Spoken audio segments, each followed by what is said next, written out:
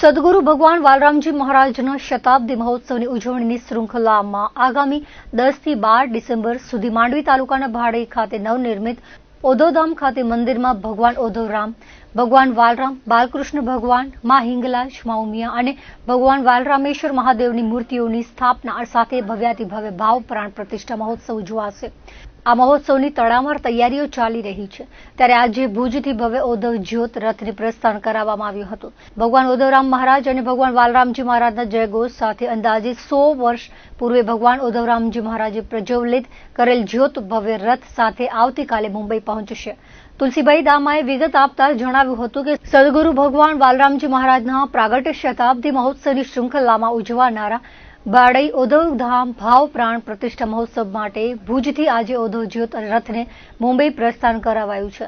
3 ડિસેમ્બરના સવારે મુંબઈના અસલફા ઓધવધામની ભવ્ય રથયાત્રા મુંબઈના તમામ ઓધવધામ થઈ વસઈ, પાલઘર, દહાણુ, ઉમરગામ, સરીગામ, વાપી, વલસાડ, ચીખલી, નવસારી, સુરત, અંકલેશ્વર, ભરૂચ, વડોદરા, અમદાવાદ, મોરબી થઈ કચ્છમાં પ્રવેશ કરશે। ગાંધીધામ ખાતે સિંધી ભાનુશાલી મહાજન સરોવર દ્વારા ભવ્ય ઓધવ રથયાત્રાને આવકારવામાં આવશે। ગાંધીધામથી આદિપુર, અંજાર થઈ ભુજ આવશે, ત્યારબાદ ભુજ, નખત્રાણા, લખપત અને અબડાસા તાલુકાના ગામોમાં થઈ 10મીએ માંડવીના ભાડઈ ખાતે પહોંચશે। આ ઓધવ જ્યોત યાત્રાની પાવન જ્યોતથી દીપ પ્રાગટ્ય કરી ભાડઈના ભાવ પ્રાણ પ્રતિષ્ઠા ત્રિદિવસીય મહોત્સવનો પ્રારંભ થશે। ભાડઈ ખાતેના મહોત્સવમાં કચ્છ ઉપરાંત મુંબઈ સહિત દેશ-દેશાવરથી ભાનુશાલી મહાજનના પરિવારો, સર્વે ઓધવ પ્રેમીઓ હાજર રહેશે। ભુજથી ઓધવ જ્યોત રથને પ્રસ્થાન કરાવવા પ્રસંગે ભુજ ભાનુશાલી મહાજનના મહામંત્રી લખમસિંહ ભાનુશાલીએ જણાવ્યું હતું કે ભુજ, કચ્છ અને દેશભરમાં પથરાયેલા સર્વે ઓધવ પ્રેમીઓમાં ભાડઈ ભાવ પ્રાણ પ્રતિષ્ઠા મહોત્સવને લઈ ભારે ઉત્સાહ જોવા મળી રહ્યો છે। કચ્છના આંગણે વધુ એક ધર્મોત્સવ ઉજવવામાં આવી રહ્યો છે ત્યારે સર્વે મહાજનો અને ઓધવ પ્રેમીઓને મહોત્સવ દરમિયાન દર્શનનો લાભ લેવા નિમંત્રણ પાઠવ્યું હતું। આ અવસરે સર્વે ઓધવ પ્રેમીઓ મોટી સંખ્યામાં હાજર રહ્યા હતા। સદગુરુ ભગવાન વાલરામના શતાબ્દીય પ્રાગટ્ય મહોત્સવની એક શૃંખલામાં ભાડઈमध्ये 10, 11 અને 12 તારીખના ભાવ પ્રાણ પ્રતિષ્ઠા મહોત્સવ છે। ભગવાન ઓધવરામ, ભગવાન વાલરામ, બાલકૃષ્ણ, મા હિંગલાજ, મા ઉમિયા અને ભોલેનાથ વાલરામેશ્વર મહાદેવની સ્થાપના થવામાં આવશે। 10, 11, 12 ડિસેમ્બર 2025માં સૌને પધારવા એક તો હાર્દિક આમંત્રણ છે। એના માટે આ ભવ્ય ઓધવજત રથયાત્રા આજે અહીંયાથી ભુજથી પ્રસ્થાન કરી અને કાલે આ રથ મુંબઈ પહોંચશે અને મુંબઈમાં ઓધવધામ અસલફાથી આ રથનો ઓધવજ્યોત હરિદ્વાર જે આજથી 150 વર્ષ પહેલા લગભગ આમ 100 વર્ષ પહેલા ઓધવરામ બાપાએ પ્રગટાવેલી આ જ્યોત લઈને ઓધવધામ અસલફાથી આ રથ પાછા અહીંયા પ્રસ્થાન કરશે। સમસ્ત ઓધવધામો મુંબઈમાં ફરી એ રથ ઉમરગામ, પાછો વાપી, વલસાડ, ચીખલી, નવસારી, સુરત, અંકલેશ્વર, વડોદરા, ભુજ સીધો આ ગાંધીધામ જે સિંધી ભાનુશાલી સમાજ દ્વારા બનાવેલ ઓધવધામ ને ત્યાં પહોંચશે અને ગાંધીધામના સર્વે ઓધવ પ્રેમીઓ ભેગા થઈ અહીંયા આ રથ ભુજ આવશે। અંજાર, આદિપુર થઈને ભુજ આવશે અને ભુજથી સમસ્ત ત્રણેય અબડાસા તાલુકા, નખત્રાણા તાલુકા અને માંડવી તાલુકામાં પ્રયાણ કરશે અને આ રથ 10 તારીખે સવારના વહેલી સવારે જોત સે જોત જગાતે ચલો, પ્રેમ કી ગંગા બહાતે ચલો આ રથ ભાડઈ પહોંચશે અને એમાંથી દીપ પ્રાગટ્ય થશે અને 10, 11, 12નો ભાવ પ્રતિષ્ઠા પ્રાણ પ્રતિષ્ઠા ભાડઈમાં ઉજવાશે।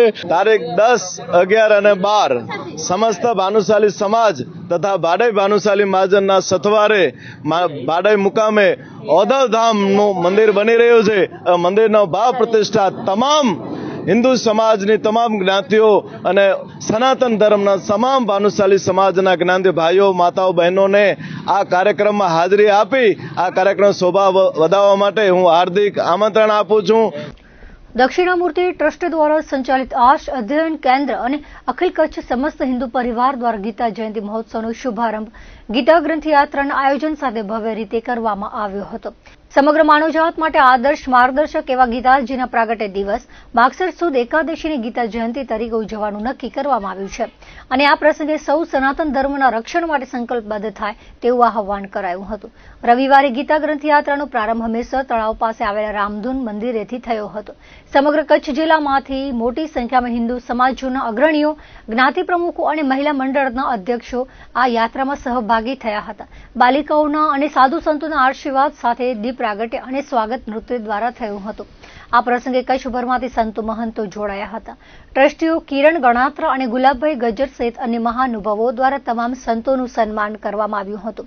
સાધુ સંતો અને સ્વામીનીઓ દ્વારા સમગ્ર કચ્છમાંથી આવેલા હિન્દુ સમાજોના જ્ઞાતિ પ્રમુખો તેમજ મહિલા મંડળોના અધ્યક્ષોનું પાગ અને મોમેન્ટો દ્વારા સન્માન કરાયું હતું. સ્વામિનારાયણ મંદિરના સંત સ્વામી ગોલોક વિહારીદાસજીએ પોતાના વક્તવ્યમાં હિન્દુ ભાઈઓ બહેનોને સમાજ, સંસ્કૃતિ અને સંસ્કારનું જતન કરીને સનાતન સંસ્કૃતિ સાથે હંમેશા જોડાયેલા રહેવા માટે અનુરોધ કર્યો હતો. ગીતા અને સનાતન ધર્મ મુદ્દા પર વક્તા સ્વામી પ્રદીપ્તાનંદ સરસ્વતીજીએ શ્રીમદ ભાગવત ગીતાનું જીવનમાં મહત્વ સમજાવી આવનારી પેઢીના રક્ષણ, જતન માટે 10 જેટલા નિયમો, સૂચનો જણાવ્યા હતા. તેમણે ખાસ કરીને સનાતન ધર્મનું રક્ષણ કરવા માટે લગ્ન બાદ ઓછામાં ઓછા 3 સંતાનોને જન્મ આપવાનું સૂચન કર્યું હતું. આ ઉપરાંત મિર્જાપરના કપિરાજ બાળ મંડળના બાળકો પણ વાજિંત્રો સહિત ઉત્સાહભેર જોડાયા હતા. આ કાર્યક્રમમાં કચ્છના સાંસદ વિનોદ ચાવડા, જિલ્લા ભાજપ પ્રમુખ દેવજીભાઈ વર્જન, નવીનભાઈ આયા, મનોજભાઈ સોલંકી, આર્ષ અધ્યયન કેન્દ્રના ટ્રસ્ટી કિરણભાઈ ગણાત્રા તથા ગુલાબભાઈ ગજ્જર તેમજ અન્ય અગ્રણીઓ ઉપસ્થિત રહ્યા હતા. આજે ગીતા જયંતિ છે. ગીતા જયંતિએ જે કૃષ્ણએ વાંસળીના સૂર રેલાવ્યા હતા ને, એમ અમારા આર્ષ અધ્યયન કેન્દ્રના સ્વામીજીએ આજે કૃષ્ણની વાંસળીને જોરદાર વગાડી છે. આખા કચ્છ જિલ્લા લેવલની ગીતા જયંતિ નિમિત્તે શોભાયાત્રા નીકળી છે. તો એમાં અમારો મિર્જાપર પણ બાકાત કેમ રહી જાય? તો અમારો મિર્જાપર સખી મંડળ, મિર્જાપર કપિરાજ મંડળ અને તમામ જિલ્લા લેવલોની બધાએ ગ્રુપ, તેમાં તો તમામ સંસ્થાઓ, તેમાં સ્વામીજીએ એક સૂર એ રેલાવ્યો છે કે કોઈ જ્ઞાતિ નહીં, સમસ્ત હિન્દુ પરિવારને સ્વામીજીએ આવરી લીધો છે. તો કૃષ્ણએ જ્યારે વાંસળીનો સૂર વગાડ્યો અને જે પૃથ્વી ઉપર એનો જે ડંકો વગાડ્યો, જેવી રીતે સ્વામી વિવેકાનંદે શિકાગોની અંદર ભારતનો ડંકો વગાડ્યો, એમ કચ્છ જિલ્લાની અંદર આ સ્વામીજી પણ એ જ કાર્ય કર્યા છે.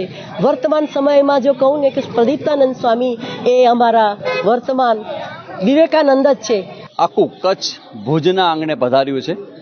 10 તાલુકાના હિન્દુ સમાજના, હિન્દુ જ્ઞાતિઓના બધા જ પ્રમુખો, મહિલા મંડળ બધા ભેગા થયા છે અને બધાના મોઢા પર તમે આનંદ જોતા હશો. બધા સાફા પહેર્યા છે અને અમે બધા સાધુ સંતો આખા કચ્છમાંથી 20 જેટલા સાધુ સંતો આવ્યા છે અને ભવ્ય ગીતા જયંતિ મહોત્સવ, ઇવન ગુજરાત સરકારે પણ આવતીકાલે ગીતા જયંતિ મહોત્સવ મનાવવાનું એલાન કર્યું છે અને મધ્યપ્રદેશ સરકારે તો 5 દિવસ માટે ગીતા જયંતિને સેલિબ્રેશન રૂપે એક્સેપ્ટ કર્યું છે.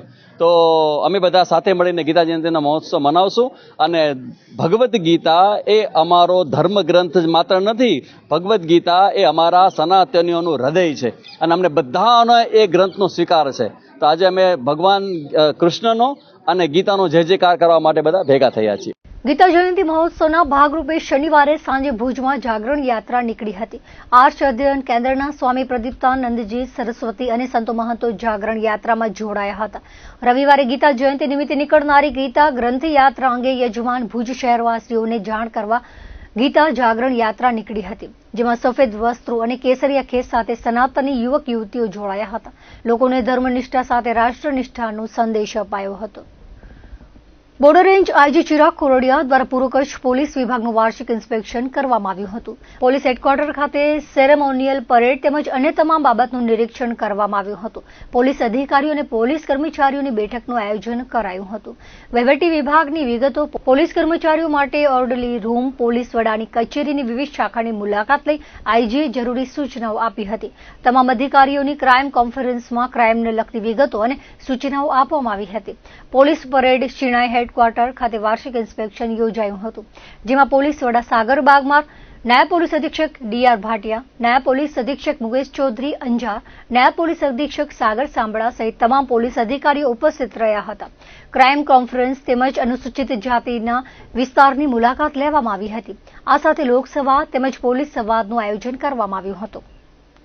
ભારતના ચૂંટણી પંચનો આદેશ અનુસાર કચ્છ જિલ્લાના 6 વિધાનસભા વિસ્તારમાં ખાસ સઘન સુધારણા કાર્યક્રમ જાહેર કરવામાં આવ્યો છે. આ કાર્યક્રમ અંતર્ગત હાલમાં ગણતરીનો તબક્કો ચાલી રહ્યો છે. આ કામગીરી સુચારુ રીતે સમયસર પૂર્ણ થાય તે આવશ્યક છે. જે સંદર્ભે કચ્છમાં જિલ્લા ચૂંટણી અધિકારી અને કલેક્ટર કચ્છના નેતૃત્વ અને માર્ગદર્શન હેઠળ જિલ્લામાં સમાવિષ્ટ 6 વિધાનસભા મત વિસ્તાર વિભાગોમાં 2 દિવસીય ખાસ કેમ્પનું આયોજન કરવામાં આવ્યું છે. જે હેઠળ શનિવારના પ્રથમ દિવસે બહોળી સંખ્યામાં મતદારોએ કેમ્પનો લાભ લીધો હતો. મતદાર યાદી ખાસ સઘન સુધારણા કાર્યક્રમ અન્વયે બાકી રહેતા મતદારો જેઓને ગણતરી ફોર્મ મળેલ ન હોય અથવા ગણતરી ફોર્મ પરત આપવાનું બાકી હોય તેવા મતદારોને ગણતરી ફોર્મ ભરવા, સન 2002ની મતદાર યાદીમાં પોતાનું કે માતા પિતા દાદા દાદીનું નામ શોધવા અને ભરેલા ગણતરી ફોર્મ સ્વીકારવા સહિતની કામગીરી કરવામાં આવી હતી. દર્શક મિત્રો, હતા અત્યાર સુધીના કચ્છ ઉદય ટીવી સમાચાર. ફરી મળીશું નવા સમાચારો સાથે, નવી અપડેટ સાથે. ત્યાં સુધી મને રજા આપશો. નમસ્કાર.